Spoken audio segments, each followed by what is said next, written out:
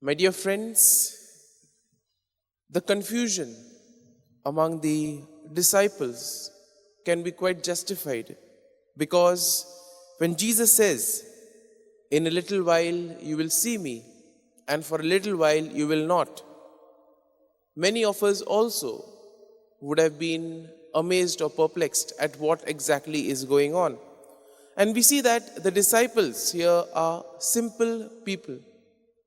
They don't have any theological training, and therefore we see that Jesus then tries to explain to them things in a more simpler manner. My dear friends, for any big event, there always needs to be a lot of preparation and also work that takes place in the background. And therefore, when we look at Jesus saying, "In a little while you will not see me, and in a little while you will see me," it speaks about this spiritual preparation that each of us need to undergo in order to enter the kingdom of God.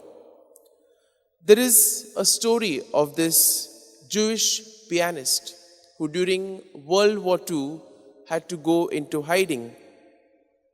And during this time, when he was in hiding, he found it restless. He was restless because he was not able to do what he loves best, that is play the piano. And so one day as he was going out in search of food, he happened to find an old piano. And therefore he made some arrangements to get it, but to his disappointment, there were no strings. Only the keys were there. And so he would practice every day, even though he could not hear what he was playing. After the World War ended, he was called to play a piece at one of the concerts. And the people were amazed, seeing he was still able to play a wonderful piece of music. And he told the people that during his time of hiding, it was that old piano where he could not hear, but he practiced. That is what gave him confidence and practice. My dear friends, very often in life, we may not see results immediately. We may pray, we may do all kind of penances, and we may wonder, why is the Lord not listening to us? But we see He is working in the background. Just as a seed requires to spend time in the ground so that it can then germinate with full force. Similarly, there are certain things in our lives which require time. And therefore, when we think that nothing is happening, that our prayers are not being heard, it is only the Lord giving us time to prepare well, to make us stronger, so that we can then come out with full confidence.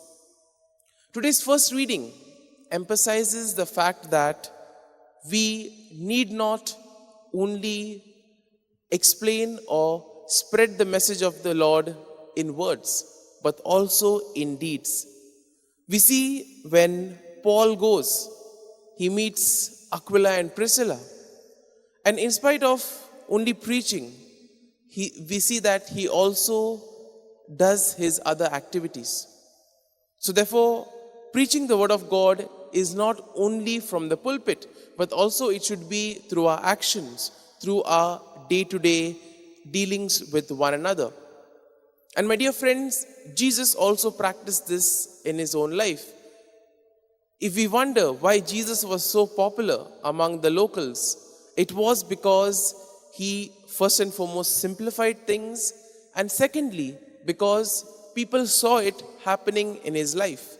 Unlike the scribes and the Pharisees who would only preach, Jesus was able to first practice and then preach.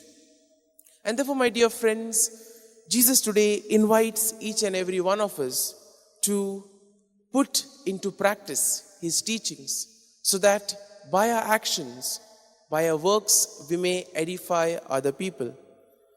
And in the gospel, Jesus says that your sorrow will turn into joy.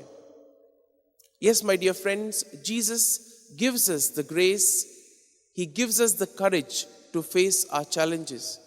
And therefore, during the time where we find that there is inactivity in our lives, it is that time that we need to persevere.